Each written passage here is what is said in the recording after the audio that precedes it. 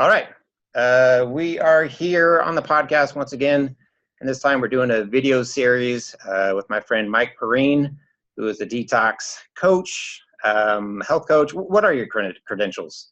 I really practice as a colon hydrotherapist, and all of the coaching work just kind of comes in support of that. But I am a holistic health coach too. I have certifications in those things, but I don't often practice health coaching only because I'm primarily involved in running the studio and doing treatments, colonics. Right. And you went through nutrition school or culinary school, right? Well, initially, like when I first got into all this stuff, I wanted to be a chef. I was like very immersed in food culture from a health perspective, but also from, I just love the idea of being a chef and playing with food. So I was always very deeply involved in that. So I went to the Natural Gourmet Institute for Food and Health. And then I worked as a natural food chef started out at different health food stores. And then I eventually got a job at Angelica Kitchen, which was amazing and transformative for me. And I was there for many years. And I worked at different places around New York, where I'm from, New York City. And then I've done some consulting for food manufacturers and helped people open some restaurants. And then I left that work to become a colon hydrotherapist when I got deeply into raw food. And the type of cuisine, especially that heavy cooked, oil, grainy, beany stuff that was quote unquote health food in the 80s and 90s, right. I wasn't really too down with that anymore for my own personal diet and lifestyle. So it was a little hard to enjoy your work day when you can't really even taste the brownies you're making, So my whole paradigm kind of changed, and I got deep into raw food. And I met Gil Jacobs, and then got deep into the cleansing life. And became a colon hydrotherapist, and from there it was 17 years ago. Yeah, so here we are today. So needless to say, you have way more knowledge and experience than I do. So that's why we're connecting. That's why we're getting together to go over some detoxification questions and share some knowledge and some insight. So that's what we're here. This is what we're doing, man. So I know you have some questions. Yeah. I have a couple questions. I don't know where you want to start, how you want to do this. So yeah, let's jump in on the ones that you have there, because I'm going to pull mine up. I don't have everything in front of me here. So why don't we do that? I do a daily Q&A, detox Q&A on Instagram, almost daily. Sometimes I skip a day here or there. And we have a lot of fun doing it. People ask really incredible questions. So I put a question. I put an opportunity up to ask some questions for this podcast, and I just grabbed the first 6 or 7 of them because a lot of them came in. But I know you have some too, so I want to make sure we get to them. So, what do you have there on deck? Okay, the first one I got is spicy or hot foods that create an immediate mucus response, i.e., a runny nose or sweating. Is that beneficial in getting out old waste? Or is that the body responding quickly to keep out the incoming chemistry? Cool question. It's a quick one too. Yeah, that's the body responding to those oils in the chilies or the spices or whatever it is that are slightly irritating. They can be of a benefit because they open up the channels of elimination, right? So especially if someone's in a seasonal or cyclical detox, right? And they're in a state where their sinuses or their chest is starting to get clogged as the body starts to create mucus as a transport medium to release endogenous waste that is pulling out of the deep tissue. If you use some hot chilies or cayenne pepper or ginger tea or something like that, you can open up those channels and get things flowing, and it can be very beneficial in that way. But just on a regular day in the middle of the summer and you're feeling good and you eat a curry and your nose is running, I don't think it's pulling any. It's not pulling deep waste out of your body. Your body's responding to that. And if you look at a lot of the old Puritan, natural hygienist writings and protocols, things like hot chilies, black pepper, garlic, onions, those things that have those very irritating oils that the body responds to with a mucus response, they just consider those toxic, and they say you shouldn't even include those in your diet. I don't really think it's necessary to be that much of a purist, but right. Like I said, Vichy, I think he didn't need. He got into using black pepper, or I don't remember if it was black pepper or mustard seed, but he was he started using it like after 30 years of not using it because of those, early writings. And he was like, it's actually pretty good. And I was like, yeah, it's not too bad. It's not going to kill you. Yeah. Well, isn't there, maybe you just touched on that, like plant toxins? That's the plant's way of trying to survive so you don't eat it. There's tons of plant toxins. Right. Tons. Some plants will kill us. Some have very mild ones. When you cut into like romaine lettuce and you see that milky white stuff come out of the stem, there's a lot of toxicity in that too. If you drink a glass of that, it would probably kill us. So, we get micro doses of it. Now, that's why we have a liver. That's why we have detoxification organs, right? Like we're always coming in contact with some type of yeast or things from the soil, different plant toxins, and so we need those organs of elimination to help us as we find food. But very cool, thinking about it this way, there is a tonifying effect. This is how a lot of Chinese herbs work, where they can be slightly toxic, but they stimulate and activate different detoxification pathways. So in micro doses, they could actually be beneficial.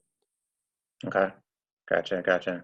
Good, Jax. I've been on this crazy salsa kick for a while, because it's just stimulating food, but it always activates a runny nose. And like you said, I think it's just the immediate reaction to that food. You're not digging in deep into the cell and releasing any waste or mucus. So Probably not, no.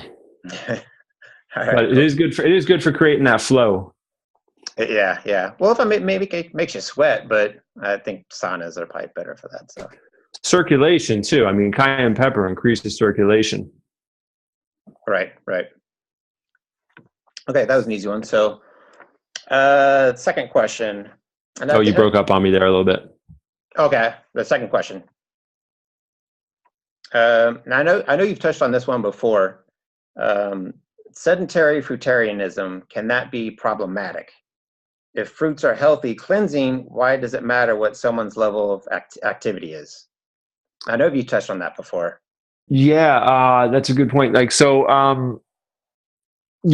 we'll say fruitarianism. I mean, there's a lot of different ways people practice fruitarianism. I'm amazed. I was talking to Gil about this. For people not listening, Gil Jacobs is one of my colleagues. He's a friend of mine. I've known him for 17 or 18 years now. He is he's a colonic guru, known as a colonic guru, and a cleansing guru. And he's the person he introduced me to Professor Arnold Ehret. He's been very influential in the way that I approach my practice. So, and I got into colon hydrotherapy because of him. Yes, and he introduced me to Ehret. He's got a tremendous story. He's actually on, I think, my first or second podcast, if anyone wants to check that out, the Everyday Detox podcast. But so I was surprised, we talk about how surprising it is, that fruitarianism, because I thought that was a relic from the past, and yet there's masses of young people doing fruitarian diets and fruit festivals, and the issue with it is that when we load the system with that much sugar, it'll make you feel real good. It'll make you feel amazing. Dr. Bishy's done heavy fruit diets on himself in the past, and he realized the damage he was doing. And in the early days, I think it was the 50s and 60s, he knew some people that were on high fruit diets, like fruitarian diets. And he said their skin looked clear and they didn't have a lot of body weight on, but he goes, you can tell, a lot of them didn't have their teeth. And he was always very suspicious of that. And the issue is, if you're not putting out a tremendous athletic performance and you're eating massive amounts of fruit. Now, I don't mean people see my Insta story. I'm eating fruit all day. I'll have 10 pieces of fruit in a day sometimes, making banana ice cream smoothies. I put apples or grapefruits in my juice. And I'm all about eating fruit. But there is this movement now of fruitarianism where people are fruit gorging all the time. And most of their calories are coming from sweet fruits. It is exceptionally cleansing. It doesn't leave residue in the body, so there's benefit in that way, and that's what brings the clear skin. That's what makes it very difficult for people to keep weight on. However, when you load the system with that much sugar, the body has to do something with it, and if it's not getting used, a lot of the time what will happen is it'll create a low level of acidity as that sugar ferments, and it'll ferment in the gut, and it'll ferment in the bloodstream. And what will happen is someone won't know because they'll feel really amazing most of the time because they're high on sugar all day. And then over time, over years, they'll realize they're having bone density or teeth issues. And that's one of the biggest issues, is bone density and teeth issues. Creating a systemic level of acidity that the body always has to adjust for. So for people that don't know, like what we're talking about here, the body tries to, though, especially in the bloodstream, the body tries to maintain a certain pH. And when things shift in the wrong direction, either too alkaline or too acidic, the body will try to adjust it. This is one of the big issues with cow's milk, right? Because the protein in cow's milk is so concentrated, it's acidic. Right. And even in the Journal of the American Medical Association, they've way back, I mean, Diet for a New America, that iconic book, was referencing these studies showing that people that consume high amounts of dairy products, particularly pasteurized dairy products, they have higher incidences of osteoporosis and hip fractures and things like that. They actually lose mineral density out of their bones. And you're like, well, how could that be? Isn't it full of like calcium and magnesium? And those minerals might be present in the milk, but it changes the bloodstream with all that protein to an acidic state, and the body immediately tries to correct it, and it starts to pull minerals out of the bones and the tissue to neutralize the acids being created. Right. So this can happen on a fruitarian diet as well. Yeah. So it's the buffer system. Exactly. So and it can happen on a very subtle, low level thing. Even when someone's eating a very standard diet, like Western diet, heavy in meat and dairy products, that acidity, I mean, it takes them years before they're old and have osteopenia, osteoporosis, start breaking hips, right? It doesn't happen usually when they're 19, 20 or 30 years old, right? It takes time for these long-term systemic things to have an effect. So we have seen that with fruitarian diets as well. Another thing is that, a lot of people, if they get into a fruitarian diet too quickly and their system is congested with waste, as that fruit sugar is moving through the system, it's getting jammed up on all sorts of stuff because their body's not able to pick it up. They got like all this sludge in the intestine. They're going to create this fermentation cauldron in the gut. So that's why I always tell people, only eat fruits on an empty stomach. You want fruit to move through the body, the sugar to get picked up, the fiber and the water to get absorbed, the fiber to collect waste and leave. You don't want it like sitting on top of stuff in your gut, because that's when it starts to ferment, and that's when you get the bloating, the acidity.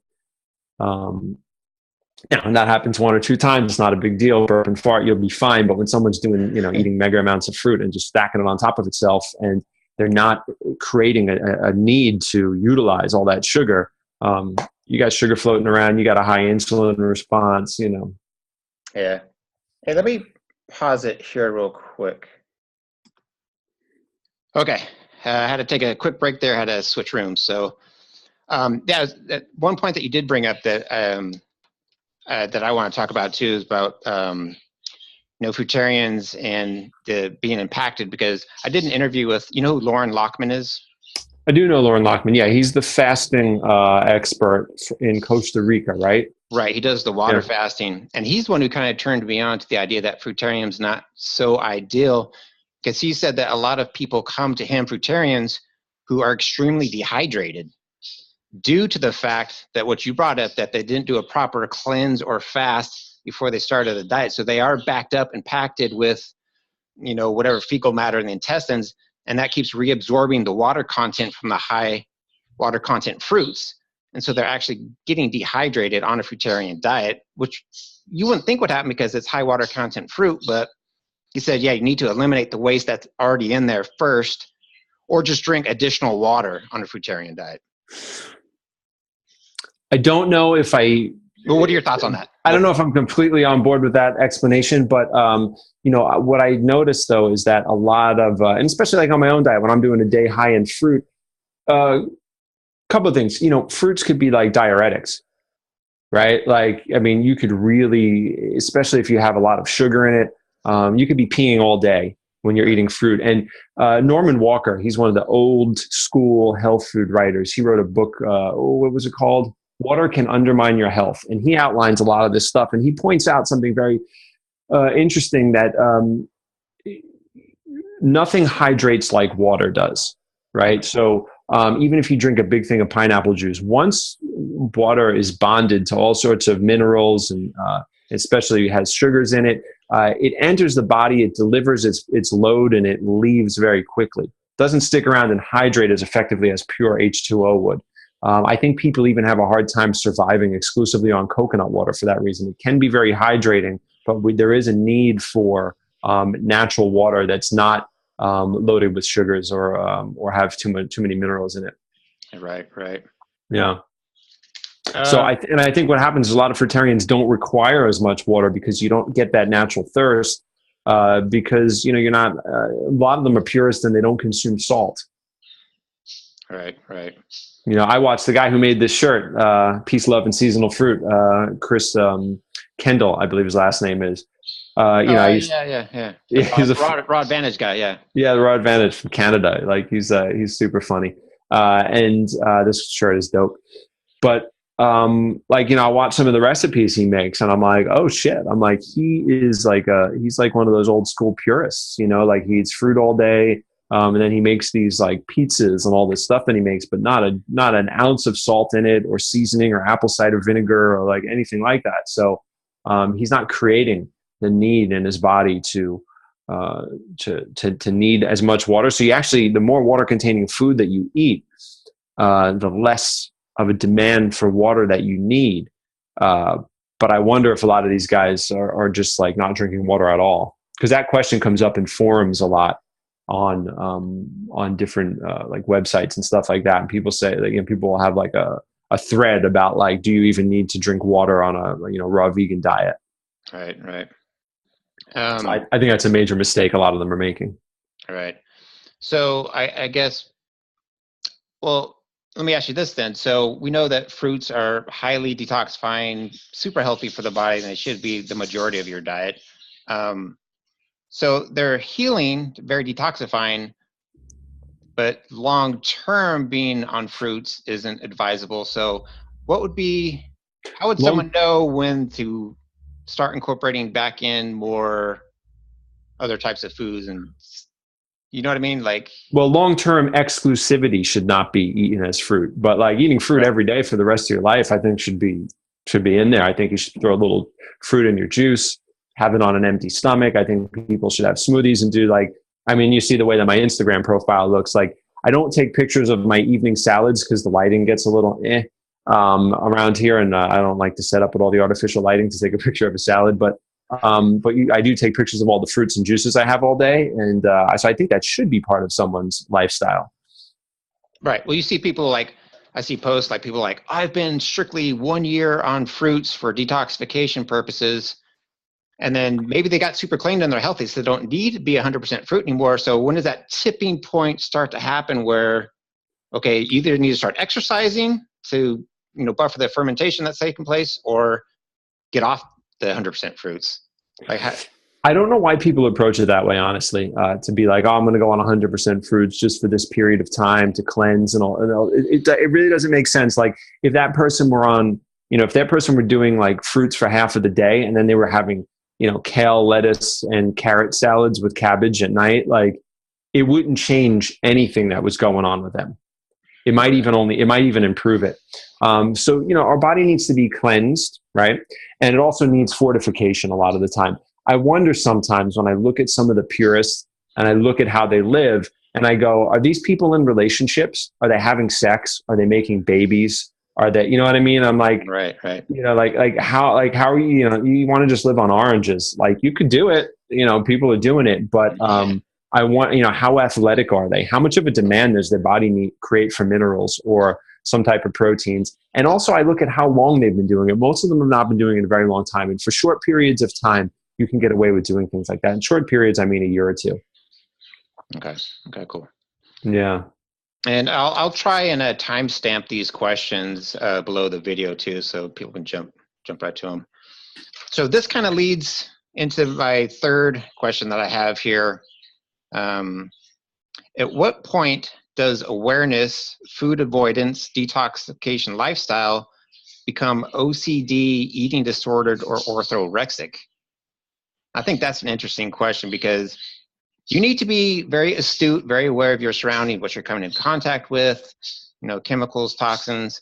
You got to be mindful, but I think you need to be a little orthorexic to be in this lifestyle, but you can swing too far. I've seen that too, creating eating disorders or just fearful of everything. Yeah. You know, I have a very big opinion on this. I think when it becomes not fun and it doesn't serve you is really the answer. So, Exactly. you know, I talk to a lot of clients. I talked to Randy about this on her podcast, Free Spirit podcast. We're like, I hear a lot off the internet and off of podcasts about people that are like kind of struggling through it, or that they're having like all of these issues with the diet, with socializing, with all this stuff. And I'm like, I don't even connect to that in the smallest way. Like all of it was enthusiasm for me. I was so happy to learn that like the fact that like there were pesticides on food and they accumulated up the food chain, and like there were more pesticides in meat than there were on the grain that they were being fed. Like I learned that, like that didn't overwhelm me. I was just like, oh shit, like I am much more knowledgeable now. I understand how this works, and I'm going to go out and I'm going to get me some whatever. And then I like started incorporating that in my diet, and it was like a lot of fun for me, and it served me well. But yeah, there's a certain point, like, you know, Dr. Bishy helped me with this once. He said, listen, he goes, it's a fallen world. Like he kind of thinks in religious terms sometimes. He's like a biblical man. He's Christian. And he said, like, you know, it's a fallen world and it's meant to be that way for our own growth. You know, it's to our benefit that we live in a world like this. He was like, it's never going to be perfect. You know, so there's this, of course we want to avoid toxicity at all costs, but like I could never get on an airplane again if I wanted to, right? Because there's a lot of inherent toxicity and radiation with that. But then you just weigh it out and you go like, no, but I need to live my life, and there's going to be a certain cost of entry for this world. So like once we do that, we can relax around it. Yeah, pick and choose your battles. Yeah. Mm-hmm. Yeah, you can't be 100% perfect. Or I mean, you could try, but because I mean, see, people take it. This is my opinion, kind of taking it kind of far. But people are like, if you're wearing clothing that's synthetic, it's going to leach into your skin. Your body's absorbing it, so you got to wear organic, whatever clothing. Or you can't lay on these bed sheets because you washed it with detergent, and don't lay on that because you're going to absorb that through your skin. People get really extreme. And I had somebody tell me once that like they finally started dating and they met this great guy, but he had mercury amalgam fillings and she didn't want to sleep next to him in case they were outgassing. Oh no. I was like, no wonder you're fucking single, you maniac. Yeah, that's taking it too far. Yeah. That's a little too far. Yeah. And there's some elements to truth with this stuff, you know, like, but yeah, I think people have to relax. Most people are fine too. Like I understand when somebody has some deep issue where they are like, they have like some set of symptoms that they just can't get rid of. And like, they're like, oh my God, is it in my toothpaste? Do I need to get my fillings out?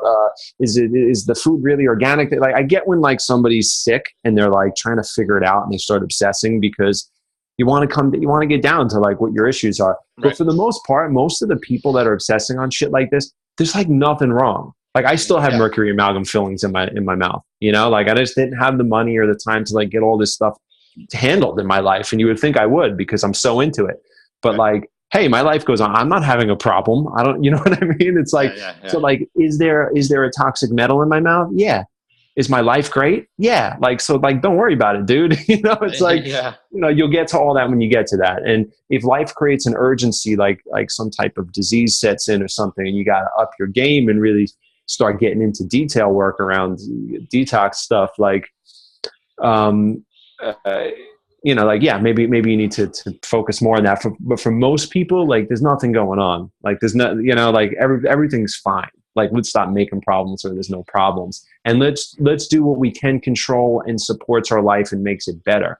Once it starts to take away from your life, that's where the problem is. I mean, I was working so much in New York, and I had at my disposal cryotherapy sauna, infrared sauna, colonic units, you know, and it's like, I could have done every single one of them. I wouldn't do a colonic every day, but you know, I could have done, actually I did do them a lot, but like I could have done cryo saunas, infrared. So I could have done this every day. It would have benefited me tremendously. But at a certain point I was like, that's not fun. Like I need to go like talk to people and like, you know, it's like our potential to engage in cleansing and detox activities is tremendous, but at what expense, you know?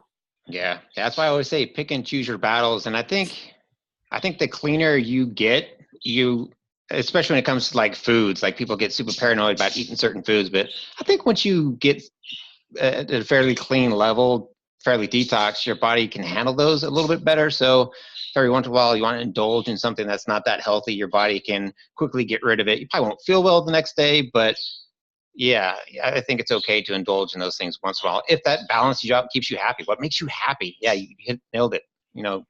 Don't make this stressful. Yeah, I found it. Yeah, it should be fun. I made a decision along. I was exposed to all the early raw foodist. I don't know what we call it, propaganda, dogma. And I made a decision. I was like, look, I'm a chef. I love food. I'm going to use Celtic and Himalayan crystal salt. Like, that's just going to be part of my life. I'm not going to let people tell me it's poison. And I was like, maybe it is, but I'm going to use it, and it's going to be fine, and I'm going to have a dope life, and I'm going to be, there's certain things that I like allowed in, that I was just like, it's, for most people it's coffee and wine. That's not what it is for me. But that's what most people, like, I have clients in New York that like eat like a saint, but they're like, I need my coffee, I need my wine, like, okay. So they choose quality organic, and it's all good. And they don't obsess about it because they're like, this is just what I like. That's me. I like it. And that's it. Yeah. Yeah. And they're healthy as fuck. Yeah. Well, let me ask you this. You mentioned colonics and doing enemas and stuff. I know you just listened to my interview with Brother Air, and he does his enemas daily, it sounds like. His lemon enemas daily. Just in your opinion, is that too much, or? I know colonic therapists that do treatments every day. Here's the thing. It's a manipulation of chemistry. It can be in a very positive direction. I don't think that there is deep endogenous waste coming out of somebody every day. I just don't. I think that it has a very therapeutic effect in the way that our body acclimates to what we do. And when you remove the pressure of the gas and the weight of the waste on a consistent basis, it's going to elevate your chemistry, right, just because your body's existing in the absence of waste. Just like a constipated person's health starts to decline, somebody with regular bowel habits have a more elevated vitality, right? So if you next level that and you start removing waste artificially, it can have a therapeutic effect. It's like getting a massage every day or something like that. It's like it doesn't exist in nature, but if you get yourself loosened up and opened up, and it's going to be beneficial to the tissue, right? I'm not of the school that, like, some people think that, like, that there's, if you see something coming out of the colonic water or the enema water, that it's old waste. And it's not true. I think that there's a major mistake that happens in the raw vegan cleansing movement, where they think that the digestive system is a big mystery box, right? So I even have colonic therapists. Some of them even work with me still today, and we have disagreements on this. And they'll be like working on someone, and they're like, look at all this waste coming out of them. They haven't, they've been on a juice fast for the past 10 days, and they're still dropping all these bombs out of their body. And I'm like, listen, there's juice residue, and every day there's pounds of dead tissue and dead bacteria as our body cycles through its natural life and death cycle on a cellular level. You're always going to see it.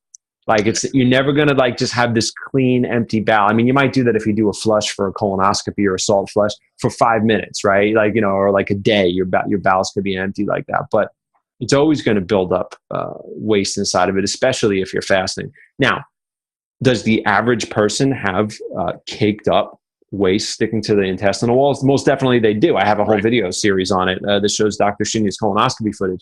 But when someone's been on like a raw vegan diet or a mucusless diet for 20 years, it's like they shouldn't have stuff stuck all into the inside of their body that's visible. That doesn't mean that someone doesn't have deep endogenous waste in their tissue, but I believe it's on a more micro level. So somebody can have heavy metals in their cells. Somebody can have residues from medicine in their body. They could have industrial pollution. I mean, look, tattoo pigment's a perfect example. This stuff's been in my, last time I got tattooed was 1999. This stuff's still sticking in my skin, right? Surrounded by scar tissue stuck in the skin. And I think it's that way scattered throughout the body with different things. Like Dr. Bishop even talked about, he goes, 30 years into it, doing one of his 40-day water fasts, he's like, he thought that like a lot of the asbestos was coming out of his system and out of his lungs from when he was a fireman. He was a fireman back in the day too, and I don't know what the safety standards were. And there was a lot of asbestos that he was exposed to. So, he said like stuff can go on for years, and I believe it can, but it's more on a micro level. All like the cakey shit, like the chicken wings you ate and stuff like that, a lot of that stuff's coming out in the first couple of years. It's coming through your system. Even Dr. Shinya's work, if you look at it on using alkaline water and changing people's diet. You know, like you look at the colonoscopies before and after, and I think it's a 3-month, usually does like 3-month follow-ups. I think it's 3 months. You see how clean the intestinal wall gets. It doesn't mean they have a clean chemistry. It doesn't mean they don't have fatty tissue in their body that has pesticide residue in it. Right. It doesn't mean that they don't have, you know, their lungs don't have tar and stuff in it from smoking or living in a city. They can still have that type of toxicity. But, you know, the visible cakey nastiness that would come out of the intestine that you would see, I don't think that happens on a daily basis. I think in micro amounts it probably does, but it mixes in with your poop. You're not seeing it, you know. But when you first get into this and someone starts eating clean, sometimes on the colonic table, like people are passing shit that's like, you're like, whoa. You're like, when did you eat black peanut butter? You know, it's just like this stuff just coming out, leaving sludge all over the tubes on the inside, you know, like just, and you're like, geez, and it's nasty. And people are moving their bowels and it stinks because they're releasing all sorts of stuff. But that's usually very short-lived. And then after that, it gets more and more subtle. Yeah. That's funny you said that about black peanut butter, because that makes me think of like when, cause you've got kids or one kid or something. When babies first poo, when babies, Jesus, yeah. Because when babies first poo, it's black stuff coming out. Like, what the fuck is that? What is that coming out? Well, usually from babies, it's the food or their formula or something like that, right? I guess. I don't know. I mean, You know, I listened to this in a podcast the other day too. Someone was talking about, you know, inherited toxicity from our lineage. We inherit that, you know, like, so when a baby's born, their intestine is not full of waste, but their tissue quality is the same as the parent. The lymphatic system with the mother, yeah. Yeah, they're sharing a lot with the mother. So that diet, they're basically the product of that diet, you know, their tissue quality. But, you know, but their intestines are not clogged with waste because they haven't even started eating yet, right? And then hopefully they start to have breast milk, and hopefully they start to have blended sweet potatoes and carrots and all those baby foods, or avocado or whatever, or fruit. But, you know, that's very short-lived usually. We give their digestive tract time to acclimate, and then we start shoving that birthday cake in. And then you see those kids, 2-3 years old, walking around with big swollen guts. Yeah. You know, big swollen. How many kids I hear about that like have bathroom problems? So many kids I hear about have bathroom problems. Oh, she hates to go because it's painful. So, you know, she only goes, so like she'll hold it in. And I hear these stories of parents telling me about their kids all the time. And it always goes back to the diet, you know. I mean, there's other reasons people get constipated even as children. Sometimes there are emotional reasons and fear, and sometimes really negative things happen to children, abuse and stuff. But you know, most of the kids, it's diet, goes right back to diet. Right.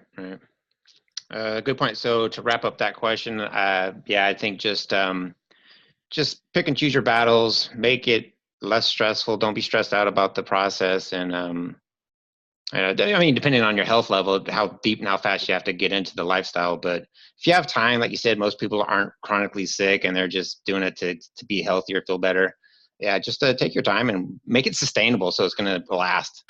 That's one of the questions that actually I have here that came in my mind. It was, how quickly should you transition to a raw diet? Was one of the questions. And it should be as comfortable as you can make it, unless you have an issue. Right. Most people don't. Like you were talking to Brother Air yesterday about most people want to go right to the fast, you know, like they learn about the hack. Yeah, they want to go right to the thing. And it's like, you do something like that when there's a crisis. If you're like trying to reverse a disease state in your body and change your chemistry to support a healthy physiology, and you need to do it quickly because you have an issue that's come up, then you would want to, like, you know, put your foot on the gas and go forward and go very quickly. Otherwise, transition very gently, because when you go too fast, and I went very quickly, you get a lot of illnesses, you know, quote unquote illnesses that are really just endogenous waste making its way out of the tissue. It doesn't feel good. Your skin gets all fucked up. You can have fevers. You can have body ache. You can get tons of congestion. You can have headaches. It's all good and in a good direction, but why would you do that to yourself if there's no need to do it? And the faster you go, the more colonics that you're going to want to get, because the reason you're getting those symptoms and you got stuff popping out of your skin, or you got stuff building up where you're getting headaches, is because the waste can't come out fast enough. Gil is great with analogies. He's such a great teacher, and Gil would always use that analogy of you remember Lucille Ball, I Love Lucy? Mm-hmm.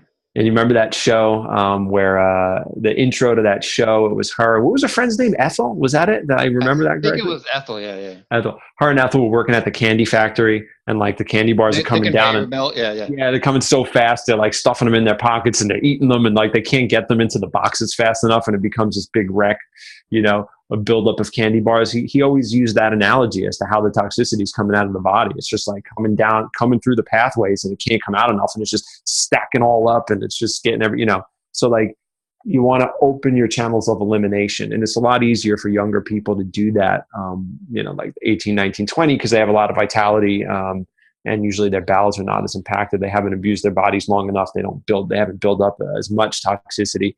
But it was still hard for me at 19. Like I went through years of deep cleanses, and I didn't understand what colonics were. I didn't understand how to assist my body in detoxification. I didn't understand I also didn't want to slow it down because I was very excited and enthusiastic about it. Yeah. But yeah, so we always want to regulate. We've had plenty of clients that had such severe, adult clients that had such severe detoxification symptoms that we had to have them go in reverse, do the counter to what they were doing, and start eating foods that were not so healthy. And then they go, oh my God, it feels so much better all of a sudden. And we're like, great, we're slowing it down. And, and then like 70% of their week was raw vegan or whatever, however their thing was. And then it would go to 80. And then it was nice and slow. And their body would like slowly release this deep waste. And then it wasn't this like onslaught that would floor them and like take them out of work for a week. Right. I think it depends too on your starting point. I mean, if you're on the standard American diet, I mean, just going to a cooked plant-based diet is going to be super detoxifying in itself, right? Because you're eliminating all the processed stuff. So yeah, just taking little steps at a time is going to help the transition and make it not so painful or uncomfortable. So, I mean, yeah, just eliminating small things at a time is going to be beneficial. Yeah. And, this person's asking, how quickly should you transition to a raw diet? The other thing too, that a lot of people discount are the food cravings. Right. Like you're going to do so much better if you allow yourself to have eat your raw vegan stuff all day. And then when that craving hits and you have some vegan pizza, it's going to slow down the cleansing, but it's also going to make it very sustainable for you for a while. Mm-hmm. It's until you reset your microbiome and until you detoxify to a certain point, there's going to be old patterns and cravings that really come up. Right. And, who wants to struggle through that too? Have some fun with it. That was one of the reasons why it was so fun for me in the beginning, and I became a chef, right? Right. It's I wanted to recreate a lot of the same foods and, yeah. Your way. Well, there's levels of raw foodists too, because you could be somebody who's eating the high gourmet raw foods, a lot of the nut desserts and all that stuff. And that's a level of toxicity or detoxification, and then you get more raw into the fruits or what have you. So there's different levels you can play with on raw food diet. So yeah, it just depends on what your goals are and what you want to achieve. Mm-hmm. All right, so I'm out of questions. So if you want to go through yours.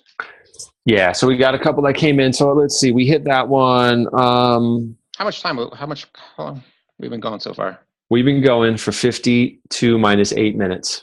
Oh, that long. Oh, wow. Yeah. All right, just knock off a couple more and we can wrap it up. Yeah, let me grab a couple of these. Hey, I want to ask you a question. Do you follow a lot of YouTubers? I don't. The YouTuber stuff that I look, the kind of content that I like to consume myself and look at is it's mostly personal development type of stuff. I follow a lot of Gary Vaynerchuk, Joe Rogan, and Tony Robbins. Tony Robbins, yeah. And Mel Robbins too. So, and his son actually too. I follow Tony Robbins' son. But so that's kind of the stuff I consume mostly. I do look at some stuff from YouTube.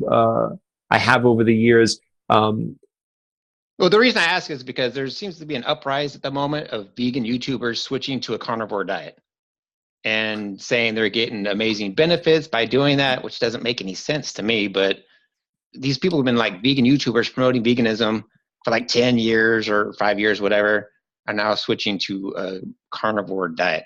I don't understand why. I don't get it. I was just curious what your thoughts are on that, if you even were aware of that.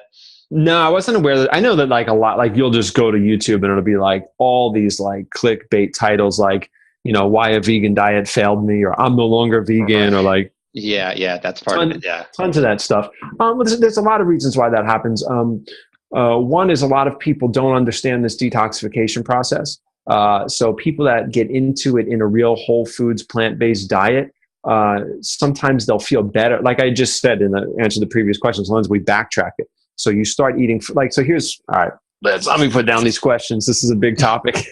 Well, because people say like they started on a standard American diet. They didn't feel right. So they went raw vegan, did that for a few years, and they say, well, it's not working for them anymore. So now I'm incorporating more meat back into it. And like, now I feel amazing. But it's like, that's where you came from. So how do you think that's going to, it might feel good for a minute because the food's stimulating or what have you, but you're just going to go back to where you were before. I don't know. Well, there's something real interesting about this that comes up. First thing is that, most people don't understand the detoxification process. And if they're not feeling good for a couple of years, or they feel like they're getting quote unquote sick a lot, they don't understand that it's their body breaking itself down and rebuilding itself. And when you go on to it, now let's assume that the people we're talking about are on a complete raw food diet, right? For a number of years consistently, right? Like no cheating kind of peeps. There's a level of detoxification that's going to happen that is definitely going to be noticed, right? Like so nobody goes off of a standard American diet and goes into a raw food diet and doesn't like drop tons of weight and go through a tremendous detox. If they do, and they just skate through it and there's no problems at all, then that usually means that it's not working, that there's something that they're not doing that they're cheating with, right? I've never seen that happen. The average American doesn't drink coffee or skips their bacon and eggs in the morning and they have a headache. So you're not going to go on a raw vegan diet for 2-3 years and not have those symptoms come up. So most people experience those symptoms and then they associate that with, they don't associate it with a process. They associate it with an end goal of that diet. Right. So that's how I got into colonics.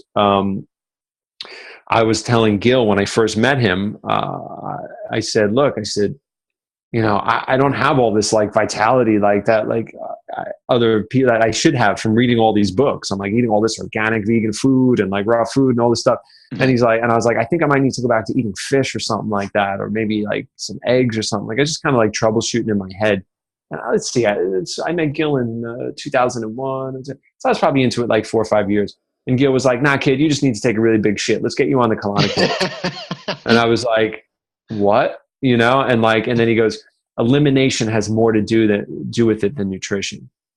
And then once I opened up the channels of elimination and I was like, oh shit, now we're 25 years into this. And like I've been vegan and high percentage raw through a lot of that. I feel so much better than I did in the first few years of it. Right. And my diet, I didn't go back to eating animal food. I didn't do any of that stuff.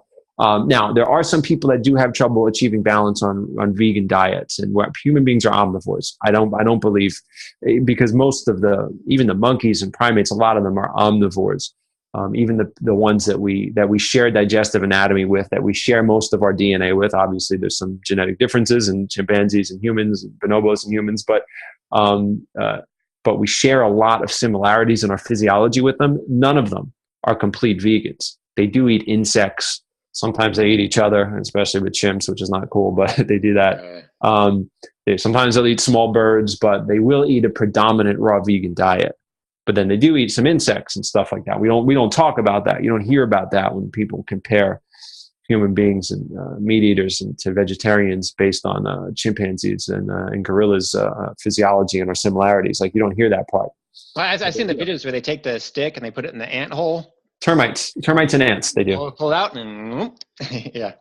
They eat grubs too, so there's certain, that's animal protein in itself.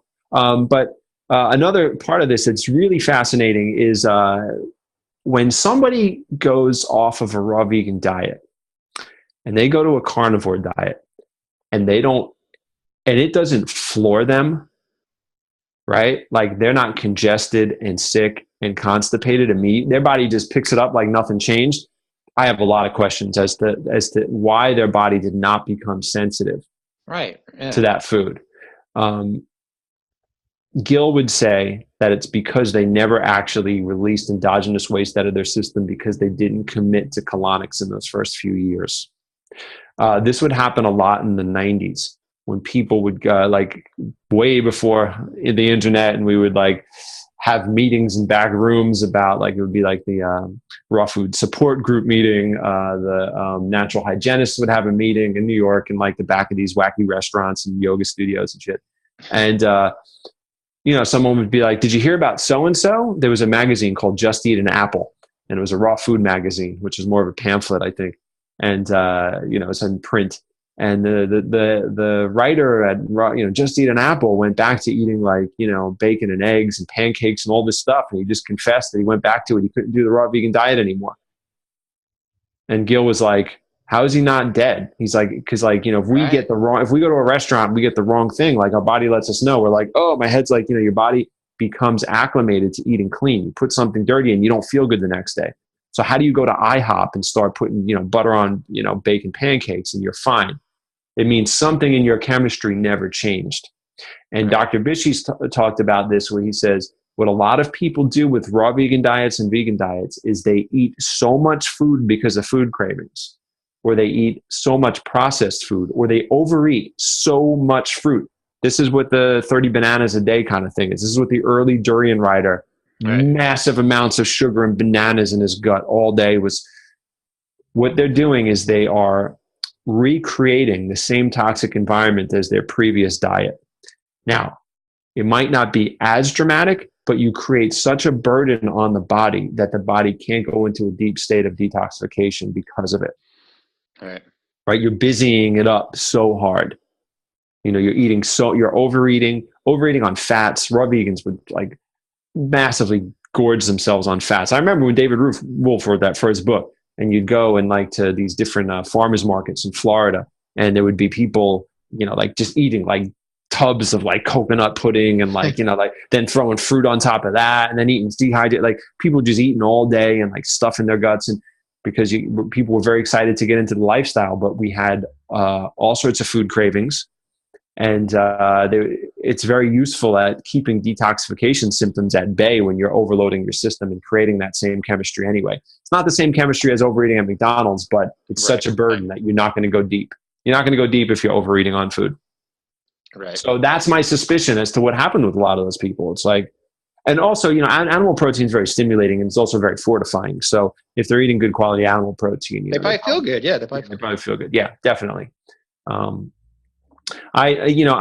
have this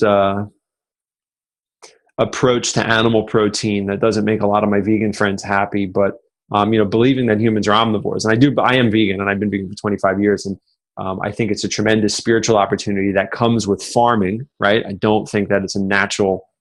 I don't think indigenous people really, they can live on high plant-based diets, but like none of them are vegan, because I don't think the natural world seasonally provides that kind of food unless you control the environment through farming. But I don't really look at animal protein as, and I don't mean the way that it's prepared in Western and standard American diets, but I mean, I don't look at like clean animal protein that an indigenous culture might, be hunting and get as toxic. I look at it as something that definitely needs balance and becomes toxic if it's not balanced in a plant-based diet. But, if somebody puts a couple of pieces of organic venison in a salad and eats it, like, I don't think that like, they're creating a cancer environment for their body. Do you know what I mean? It's So now that would probably, a lot of the raw food purists would probably very different approach in that way. So, I definitely think some animal protein can be seen as human food. I just think it's best off done in very small amounts, masked in an overwhelming plant-based diet. Yeah. I don't think people put enough thought into about the factory farming meat that they're eating, because these cows, pigs, and chickens are not getting a medical checkup before they kill them. No. Riddled with tumors, diseases, who knows what. And yeah, you're eating that. So yeah, be cautious. Yeah, more organic, I guess, is grass-fed. Who knows? But I heard too, like grass-fed doesn't really mean anything, because they could be factory farmed and they could put them out to pasture for a month and then they can claim it's grass-fed, but it's not. So There's all sorts of tricks in the food movement, Right. you know, all sorts of tricks. Yeah. Okay. Do you want to hit one question, or should we wrap this up? We're already about an hour, huh? Yeah, we're almost at an hour. So let me, All right, so let's get one of yours or one or two quick ones, and then. Yeah, let's see what we got here. I just love talking to you, man. You're so full of knowledge, and you're rapid fire. I don't know how, because we were talking yesterday, like I don't retain knowledge very well. I lose it. It's in one ear, out the other, or whatever. But yeah, I just love talking to you because you have so much information and just. Oh, thanks, man. I love talking to you too, man. You know what I think would be great. I was creating that. This is totally off subject, but I was creating that thing on Instagram to let people ask questions for this podcast, and I took that picture of you, the one with the sunglasses, that black and white one. And I was like trying to play with the words. I think your podcast would sound so good if you called it the Chris Hall podcast. Oh, you think so? I do. Yeah, I've been thinking about changing something up because my downloads are just pathetic. I thought by now I'd be much further along, but yeah, I need to change something. I've been thinking about changing my guests a little bit too. I'm getting kind of bored with the same, what'd you eat? What's your diet like? I get kind of bored with the food questions, and because my wife says that. She's all, I can't listen to your show because you ask the same questions, you talk about the same shit. I'm like, yeah, you're kind of right. I need to mix it up. Yeah, it's good to not but people want to come to this podcast because they know what they're going to get. So that's kind of a benefit too. But yeah. One of the things that I've tried to do with my podcast too, it's like I try to get away from the tell me about your journey. Every time I hear the word journey, I want to just throw up. I'm like, I don't want to hear about how, you know what I mean? Like, yeah. Where'd you grow up? Yeah. Like, tell me about your journey. How did you get into a plant-based? No, let's not do this anymore. What's really interesting is to see someone give a very quick bio, 1 minute, 2 minutes, and then just jump into stuff that's relevant. Like, what do you think about this? What do you think about that? Like I kind of enjoy listening to those type of podcasts more than where people go through their whole life story, Yeah. I'm going to take a break here during the holidays. I might change it up for the new year. We'll see. So I might take that in consideration, the Chris Hall podcast. We'll see. I think the Chris Hall podcast, relaunch that. Become known as your name because you're such a good interviewer. Yeah. All right, what you got? So let's say, what do we got here? Juicing raw sweet potatoes, raw squash, gourds, pumpkin, and I can't see the rest of the question because Instagram didn't let me. But I guess they're asking, is that okay? I'm not a big fan of. You can juice them. It should be fine. I think that there are certain foods that we have that are cooked human foods. Not a big fan of eating raw sweet potatoes or eating raw squash. In some of the raw food restaurants, they used to blend them up so smooth, and then they would add raw honey and oil to it just to make it palatable. Because as we all know, biting into a raw pumpkin is not like the nicest thing. Yeah. I think those are cooked human foods. I think if you juice them, they're going to be much more digestible. But if they make you gassy, it's because of the indigestible starches in some of those. In some roots and in some tubers, the starches are so concentrated that they don't digest well when you eat them raw. They're not really human foods to be eaten raw. So I would bake them if I'm going to eat them. But yeah, you could juice those foods. I know some people that juice sweet potato. If it makes you gassy, don't do it. And if you're going to juice those kind of things, keep it separate from the fruit? Yes. However, it matters less when you're juicing. Because one of the issues with fruit being very reactive from a food combining and transit time perspective is that with the presence of the fiber, it can get held up in the stomach. If you're just drinking juice, there's nothing to really hold it. So the sugar should get picked up by the small intestine very quickly, and it should not ferment and get gassy. There is sometimes an issue where people will mix citrus with some starchy things, like I wouldn't do orange and sweet potato or lemon and sweet potato. And sometimes orange or lemon and carrot is fine. Sometimes it curdles a little bit in this weird way, and it gets. I don't even know if it's not really curdling. I mean, there's no fat in there, but like it can have this weird separation thing that happens in the stomach in some clients, and I've experienced it where like it doesn't feel great. Right. I'd much rather put lemons and citrus and stuff and with greens. Greens and celery and cucumber, and I'd much rather keep the citrus away from carrots and anything like that. Any roots that I'm juicing. Okay. What's the difference in all of these waters? And they list all the different waters: distilled, filtered, pure, purified, alkaline. Let me say this. There's different methods of purifying water. Tap water has all sorts of chemicals in it. They're finding microplastics in water. Pharmaceuticals. Jet fuel they're finding that in a lot of water. So, we have a lot of issues with our water. The best thing to do is to use some type, so the filter that I use that I really like, it uses carbon, and then it also has a chemicals and gas filter. I use a Berkey system. I think it's great. It even worked decently well for me in New York. There are higher end systems you can get. Distillation is tricky because it acidifies the water and it removes a lot of the minerals. And also through the distilling machines, I've tasted this really weird thing where I feel like I'm picking up plastics and or metals that are coming out of the machine. You can taste it in the water. It doesn't taste good. I recommend that people use one of the Berkey systems. I don't really recommend alkalizers. I did a whole Insta story on this. They don't work the way that most people think they do in alkalizing the blood. I think they could be very good cleansers for the intestine. But I think for the most part, it's all luxury stuff. I got very basic with water. I got the Berkey system. I rented mostly in New York. I'm still renting here.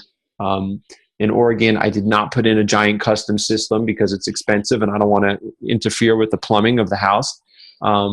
And the Berkey systems work great. They're 2 giant carbon blocks. The water moves through very slowly, and then it goes through the chemical and gas filters. I'll lift the top up to put new water in, and I smell chlorine hitting me in the face because it's getting trapped up at the top.